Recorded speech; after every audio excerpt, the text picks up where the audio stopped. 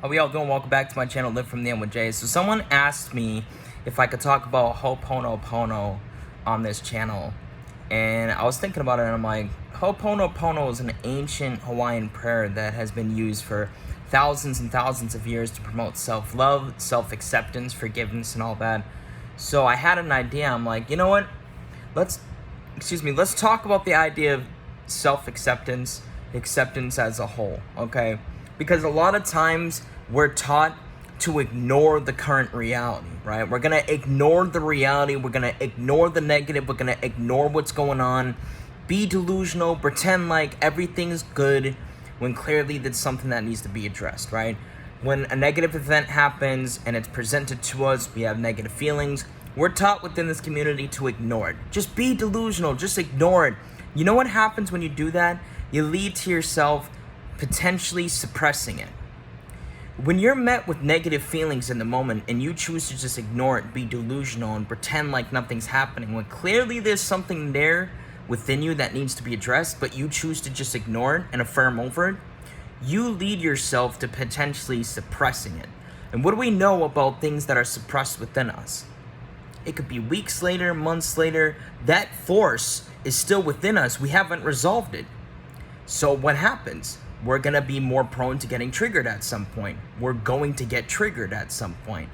That thing that we suppressed is going to come to the surface in some way, shape, or form at some point. This is why people have breakdowns out of the blue and meltdowns out of the blue.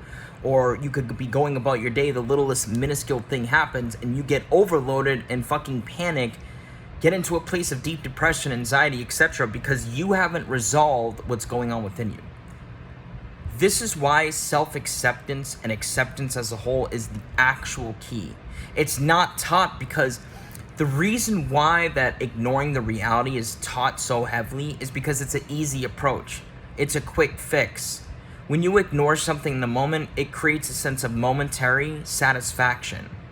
But when you accept something, which most people are not willing to do, you actually detach from it wholeheartedly. Energetically, spiritually, emotionally, you detach from it. You let it go. That's the whole premise of all of this, of manifestation.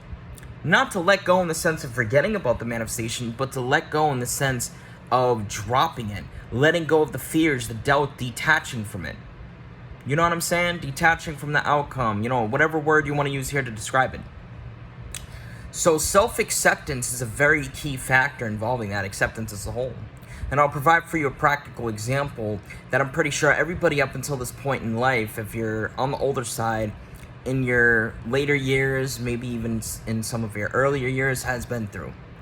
But I just wanted to talk about self-acceptance. Self-acceptance is key because when you learn to accept yourself in full, you make peace with yourself. You make peace with where you're at, what you did in the past, what you said in the past, who you are in this present moment, and that is a powerful way to go about and walk through life. I accept myself every day of my life. I allow myself to accept who I am, what was said, what was done. Now make no mistake, accepting the reality is not settling. That's not what it is, because people be like, oh, so I'm just supposed to accept what they said? Nah, fuck that, Joey, I don't want to do that, I'm going to ignore it. No, that's not what I'm talking about. Accepting the reality means that you become aware of what happened and you choose to let it go. You choose to disassociate from it and you choose to energetically detach from it. You accept what happened. You accept what was said, what was done, what the current reality is. When you do that, it allows for, it's like one door closes and another door opens. And that door that opens, beyond that door, is a place of peace, a place of power, a place of serenity and bliss. Here's the example. You ever lose someone in your life? Right? I've used this example on this channel before. It's a harsh example. It's a maybe even considered an extreme example, but it's powerful nonetheless. You ever lose someone in your life to death? What happens at first? You go through the grieving process. You start crying yourself to sleep. You start constantly missing them. You're in a state of deep shock, panic, sadness. You're talking to your friends. You're crying. Right? You start constantly wondering what could have been. But what happens as time goes along? You eventually learn to accept it. You make peace with the fact that they're no longer physically here. I know you guys know what I'm talking about. Everybody's been through it. You still miss them, of course. They're your friends. They're your family. but you're no longer crying yourself to sleep. You're no longer constantly thinking about it.